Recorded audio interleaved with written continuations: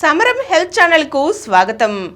ఈరోజు మనం ఆప్నియా ఉంటే కలిగే సమస్యలు నివారణ గురించి తెలుసుకుందాం. ఆప్నియా గురక రెండు ఒకటే కాదు. అయితే ఆప్నియాలో గురక వస్తుంది. అయితే గురక ఉంటే ఆప్నియా ఉన్నట్లు కాదు. కానీ ఆప్నియా ఉంటే మాత్రం గురక తప్పకుండా వస్తుంది.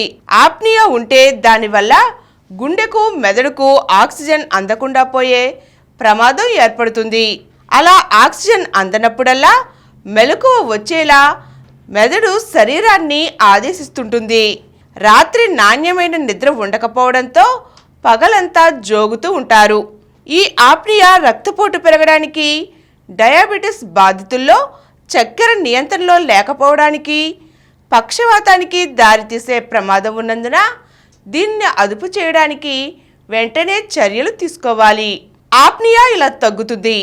మంచి జీవనశైలితో ఆప్నియాను చాలా వరకు నివారించవచ్చు. స్థూలకాయం ఉన్నవారు ఆరోగ్యకరమైన వ్యాయామంతో బరువు తగ్గితే కూడా ఆప్నియా తగ్గుతుంది. ఆల్కహాల్ అలవాటు ఉన్నవారు దాన్ని పూర్తిగా మానివేస్తే ఆప్నియా తగ్గే అవకాశం ఉంటుంది. ఈరోజు మనం ఆప్నియాతో వచ్చే సమస్యలు నివారణ తెలుసుకున్నాం కదండి. మరో చక్కని అంశంతో మళ్ళీ కలుద్దాం. ఈ కార్యక్రమం మీకు ఎంతో నచ్చింది కదా.